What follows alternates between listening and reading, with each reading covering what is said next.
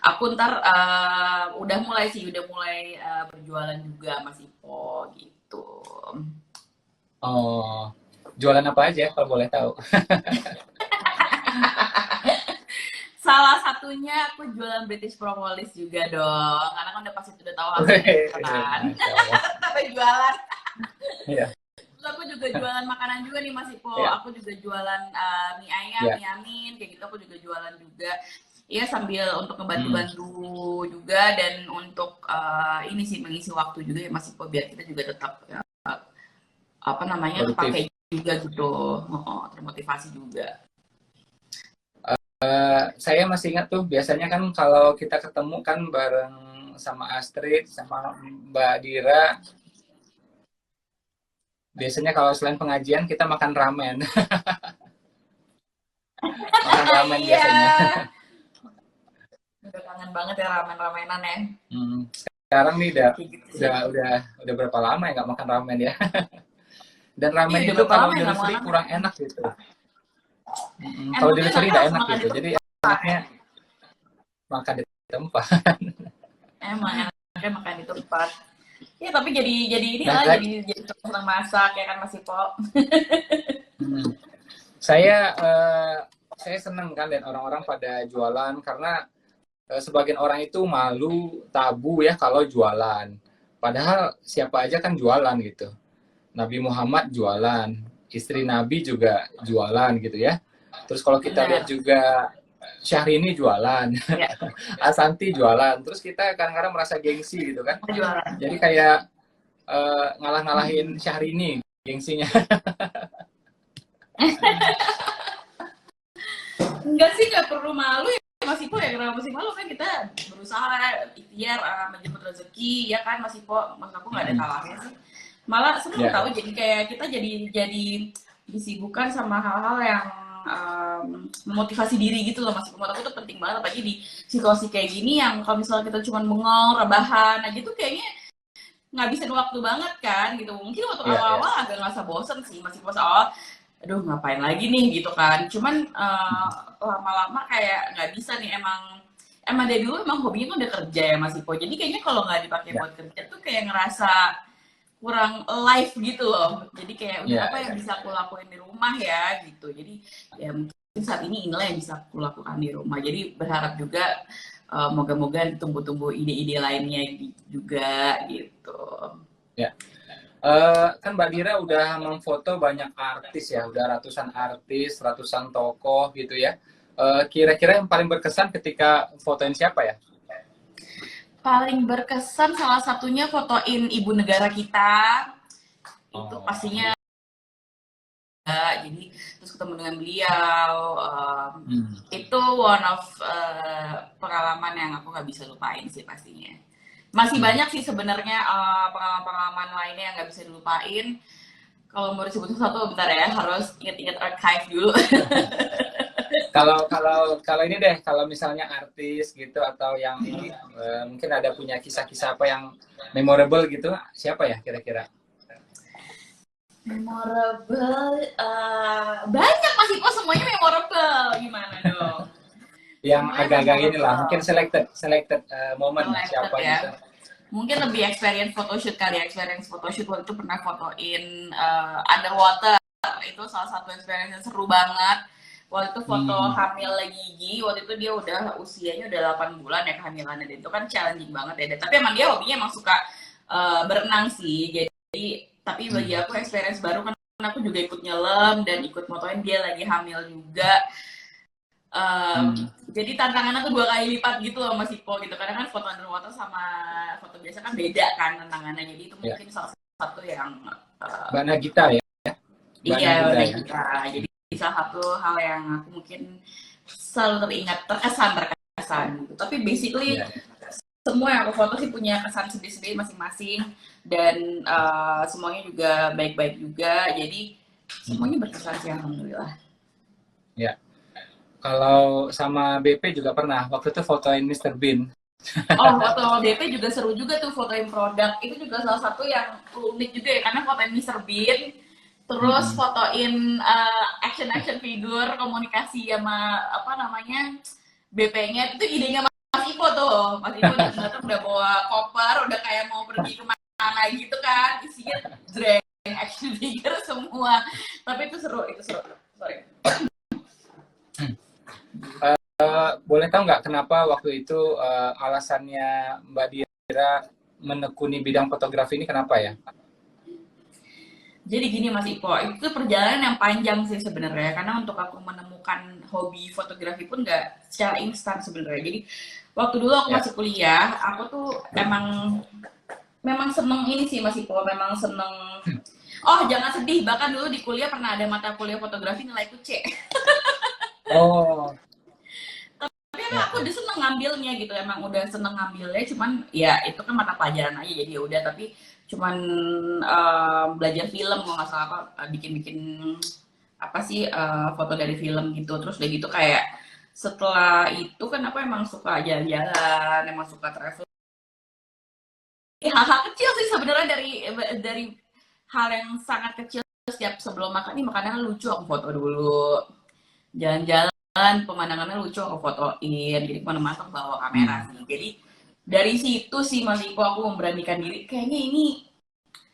kayaknya setelah berbagai macam profesi yang udah aku tekuni ya gitu, aku ngerasa kayaknya ini yang paling cocok untuk aku saat ini deh gitu Mas Ipo. Itu pun juga nggak instan sih Mas Ipo, jadi butuh waktu yang cukup bertahun-tahun sampai Hmm. bisa memberanikan diri menyebut aku tuh fotografer. Oh, berapa lama? Berapa lama? Mungkin dari hobi tuh 2000, dari suka-suka Snapchat tuh dari tahun 2009-an ya, apa 2007 ya, aku juga Hmm. lupa inget sih. Tapi akhirnya baru jadi memastikan ini adalah profesiku tuh tahun 2011. Baru bisa Hmm. eh, memberanikan diri. 2012 sih lebih lebih pede lagi sih.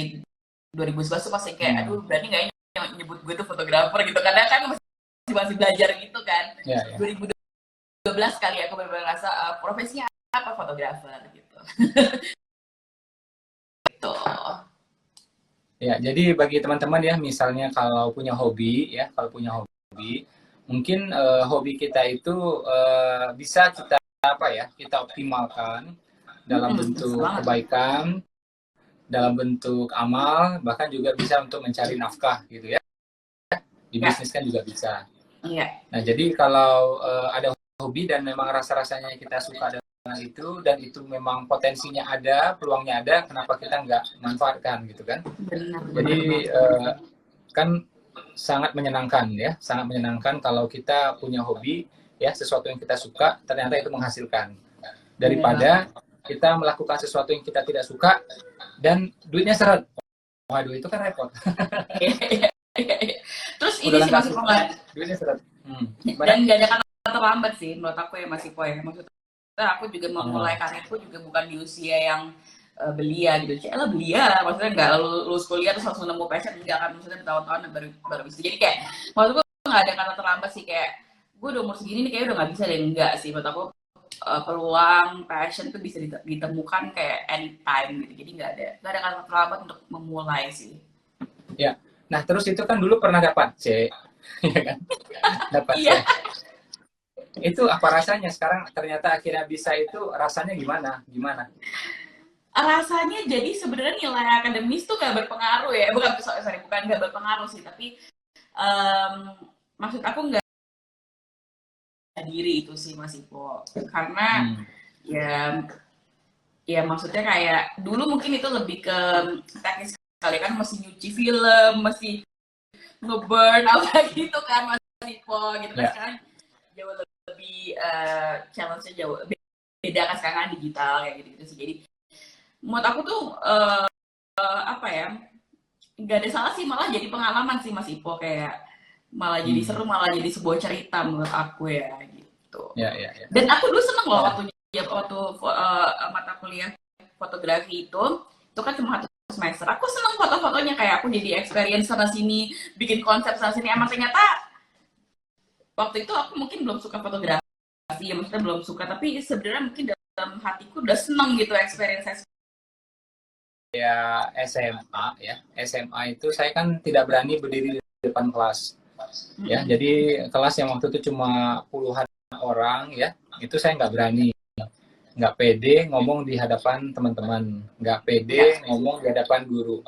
Bahkan waktu itu nyanyi ya, biasalah ya, mata pelajaran kesenian nyanyi gitu. Saya memilih untuk enggak, karena saya nggak maju, akhirnya di rapor tuh dapat nilai 4 ya, dapat nilai 4 gitu ya. Nah, kelas 2 SMA juga nggak terlalu oke. Kelas 3 SMA saya juga national company, saya ketemu orang banyak, saya ketemu dengan orang dengan latar belakang berbeda ya. Jadi saya harus berani menyampaikan gagasan saya, ide saya di hadapan. Kalau kita nggak berani ngomong itu, ya kita nggak dianggap gitu ya. Jadi memang ada saatnya kita ngomong gitu. Nah, di situ saya mulai melatih ya, bagaimana bisa berdiri di hadapan orang ramai, minimal itu di kelas ya, di kelas yang bertemu dengan teman-teman gitu. Nah, itu satu hal. Kedua, sebelumnya juga ketika zaman saya sekolah itu juga bahasa Inggris nggak terlalu bagus ya. Pernah juga, bukan pernah ya, berkali-kali itu nilai saya tuh jelek gitu ya, jelek sampai akhirnya dihukum jongkok di depan kelas ya. Berkali-kali sampai akhirnya pindah ke kelas yang lain. Jadi gurunya udah malas lihat saya, akhirnya disuruh pindah ke tempat yang lain ya, ke kelas yang lain gitu. Nah, jadi saya punya dua kelemahan itu. Jadi berdiri depan kelas nggak berani, bahasa Inggris juga nggak bagus gitu. Nah, ketika kuliah saya bertekad pengen diubah. Kenapa? Masa masih kok kayak nggak percaya deh. Iya, ini serius. Jadi saya bertekad ketika kuliah ya, karena saya waktu kuliah kan merantau ke negara tetangga. Nah, di sana saya bertemu orang baru semuanya, karena teman dari Indonesia itu hampir-hampir nggak ada gitu ya. Andai kata ada cuma 2 orang, 4 orang gitu ya.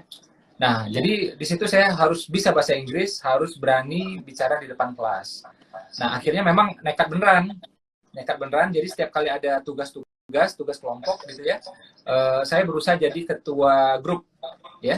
Jadi ketua grup, karena kalau ketua grup nanti yang mempresentasikan gitu. Jadi ngeberaniin diri gitu ya Mas Iko ya? Jadi langsung jadi ketua grup gitu ya kan. Nah, kadang-kadang ketua grup ini kerjanya lebih banyak ya, lebih capek gitu ya, juga nelfonin, ketemu. Kadang juga saya sering salah juga ya. Saya kurang tanggung jawab sebagai leader gitu ya. Itu juga sering ya, sampai juga kadang-kadang saya dimarahin sama teman-teman waktu itu. Tapi dari situ saya akhirnya belajar. Saya berdiri di depan kelas seperti apa ya. Awalnya forum kecil, 16 orang, 20 orang, 50 orang, lama-lama makin gede sampai yang pakai 300 orang seperti itu. Dan waktu kuliah juga saya ambil mata kuliah yang orang lain tidak ambil, tapi saya ambil. Ini optional. Jadi mata pelajaran yang satu ini beda. Dia optional, tidak harus. Jadi mata kuliah itu namanya public speaking, ya. Jadi pidato dalam bahasa Inggris. Waduh. Nah, saya nekat ambil itu karena saya mau tembak 2 hal. Saya pengen berani di depan orang ngomong, dan saya juga harus terbiasa bahasa Inggris gitu, membiasakan diri dengan bahasa Inggris. Alhamdulillah waktu itu ya nilainya nggak seberapa lah, dapat nilai B gitu ya, tapi saya dapat pengalaman yang luar biasa. Ya memang akhirnya itu tercapai, kita berani ngomong di hadapan orang. Karena mata pelajaran itu unik banget ya, jadi belasan ribu mahasiswa saat itu, yang berani ngambil itu cuma belasan orang. Karena tidak wajib memang. Sudahlah pidato, bahasa Inggris lagi, siapa yang mau coba gitu ya. Nah, saya ambil waktu itu, dan itu menurut saya salah satu mata pelajaran terbaik yang pernah saya ambil, karena itu menurut saya membantu profesi saya sekarang gitu. Nah, begitu pulang ke Indonesia, PD-nya udah beda, karena bahasa Inggrisnya udah mulai paham dikit-dikit gitu ya. Public speaking juga udah lumayan bisa, ketemu orang ramai juga insya Allah bisa gitu. Nah, akhirnya ya alhamdulillah, akhirnya kata orang jadi pembicara gitu ya, jadi motivator gitu ya kata orang. Malah bisa 180 derajat berbeda ya waktu dari zaman waktu sekolah ya Mas Iko ya? Iya, jadi begitu jadi pembicara itu kita ketemu dengan forum-forum. Kadang-kadang di hadapan saya ada gubernur, wali kota, ada triliuner, ada artis gitu. Sekarang udah nggak ada grogi-groginya, udah nggak ada gitu. Bagi teman-teman yang baru bergabung ya, ini kita sedang membahas ya, ngobrol santai tentang hobi ya, tentang passion, dan bagaimana akhirnya kita mengubah itu menjadi sesuatu yang lebih bermakna, lebih bermanfaat ya. Nah, jadi gugup itu, grogi itu sebenarnya wajar ya. Cuma ada tekniknya. Jadi misalnya gini nih, kita mau manggung ya, mau tampil jam 9. Itu pasti grogi. Nah, groginya dihabisin. Ya. Gimana tuh habisinnya Mas Iko? Pasti gugup, pasti gagap, pasti grogi, ya kan? Nah, ini dihabisin, caranya gimana? Jadi sebelum jam 9, katakanlah jam 9 kurang 10, ya, 9 kurang 10 atau 9 kurang 5, nah itu kita ngomong di belakang panggung. Ya, kita pura-pura ngomong aja seolah-olah itu audiens ya, atau memang kita lihat audiensnya, tapi audiens nggak melihat kita. Jadi kayak di balik layar kita ngomong gitu. Ya, jadi kita melihat audiens, ngintip, ya, audiens tidak melihat kita. Nah, itu kita ngomong. Jadi dihabisin gugupnya. Karena pengalaman saya ya, dan orang-orang yang pernah saya mentoring, nggak mungkin orang tuh grogi selama setengah jam. Grogi terus, gagap terus, nggak mungkin. Jadi maksimum itu cuma 10 menit. Ya, biasanya cuma 2 atau 3 menit gitu. Nah, kalau 3 menit sampai lebih, 5 menit lebih, 10 menit lebih, nah itu namanya mungkin ayam gitu ya. bukan yang grogi gitu ya. Nah, jadi ternyata grogi pun bisa diatasi. Nah, ini balik ke Mbak Dira lagi. Waktu awal-awal menekuni dunia fotografi itu ada ini nggak, ada tantangan nggak, ada masalah nggak kira-kira? Waktu awal-awal ya, sebenarnya gini sih Mas Ipo, waktu awal-awal itu kan aku tuh kan sebenarnya terjun ke bidang fotografi juga kan sebenarnya mempedekan diri kan Mas Ipo. Jadi nggak ada jalur formal untuk belajar gitu kan. Jadi memang waktu itu otodidak. Terus juga tantangannya adalah aku belajar gimana caranya untuk menekuni fotografi. Terus udah gitu tantangannya juga untuk ini Mas Ipo, mencari klien juga sambil belajar, sambil mencari klien. Bukan mencari kali ya, tapi kayak memaksimalkan klien yang ada sih kayak gitu Mas Ipo. Terus udah gitu kayak jadi kayak memaintain dan waktu itu sebenarnya bukan mencari sih Mas Ipo. Alhamdulillah waktu itu teman-teman aku pada saat aku belum fix kayak pede gitu, malah mereka tuh yang minta sebenarnya, mereka minta gue mau difotoin dong, atau gue mau produk gue difotoin kayak gitu loh Mas Ipo. Jadi itu sebenarnya kayak ngebuat jadi kayak karena support kali ya, saling support itu jadi bikin kayak oh bisa yaudah oke, malah jadi makin pede gitu loh Mas Ipo, kayak gitu sih. Jadi itu salah satu juga support teman-teman, support keluarga itu juga penting banget. Terus apa lagi ya, mungkin waktu awal-awal berkarir jadi fotografer, apa ya, mungkin cara kita memaintain klien lebih kayak gitu sih Mas Ipo. Alhamdulillah waktu itu sosial media udah ada, jadi bisa dijadiin tempat untuk kita promosi portfolio karya kayak gitu sih Mas Ipo. Waktu tantangannya Mas Ipo, waktu awal banget itu aku semuanya sendiri, one man show. Foto sendiri, cari klien sendiri, terima klien sendiri, foto sendiri, edit sendiri, produksi sendiri, bikin album sendiri. Ternyata itu nggak bisa Mas Ipo, kita tuh bener-bener butuh teamwork. Ya itu, jadi belajar pelan-pelan untuk teamwork, jadi mulai tahu workflow-nya kayak gitu sih Mas Ipo. Dan itu satu hal yang aku pelajarin banget, bahwa ya kalau mau ngerjain semuanya ya kita nggak bisa sendiri, nggak bisa serakah sendiri kali, jadi harus bagi-bagi gitu Mas Ipo. Ya. Jadi pertama kita buka job buat orang lain, buka rezeki buat orang lain, dan kita pun akhirnya bisa mengerjakan hal-hal yang lebih strategis gitu ya. Bener banget Mas Ipo. Jadi kita bisa konsen berkarya, atau kita bisa konsen mikirin strategi kayak gitu sih Mas Ipo. Tapi kan namanya juga waktu awal-awal ya itu kan sambil belajar gitu. Cuma berasa banget itu one man show, seru sih. Sampai semuanya benar-benar sendiri. Jadi ya memang nggak bisa sih, memang harus bersama-sama gitu. Saya pribadi itu ya sampai sekarang untuk urusan PowerPoint itu masih bikin sendiri semuanya. Jadi kayak materi, gambar-gambar gitu ya. Terus kalaupun saya minta editor ya bantu edit gambarnya, itu juga biasa konsep tetap dari saya. Apakah bentuknya lingkaran, warnanya apa, itu masih dari saya semuanya. Kalau saya minta vendor juga bikin video ya, itu juga biasanya dari arahan saya juga gitu. Jadi mau gimana-gimananya gitu. Itu sampai sekarang. Jadi memang enjoy aja sih ya, nggak ada masalah sih. Yang penting sebenarnya quality controlnya ya Mas Ipo ya. Terus ini kan Mbak Dira, kita kan berapa hari lagi insya Allah Ramadan ya. Bahkan berapa jam lagi gitu ya. Iya, 2 hari 48 jam. lagi Mas ya? Kita kan ini ya, ada karya bareng yang kita bikin, itu kemarin bikin video klip Iya. ya. Solawat 2020. Iya. Solawat 2020. Nah, mungkin teman-teman di sini belum tahu ya, itu alhamdulillah Mbak Dira mendukung ya untuk bikin videonya. Jadi itu video by Dira Bakhir. Weh. Masya Allah. Itu launchingnya insya Allah hari Jumat ini Mbak Dira, di YouTube Oh, aja. Masya Allah. Siap. Jadi insya Allah tuh kalau videonya tayang, orang lihat, orang ikut solawat, mudah-mudahan jadi amal jariah buat Mbak Dira, buat semua juga yang terlibat. Amin. Amin.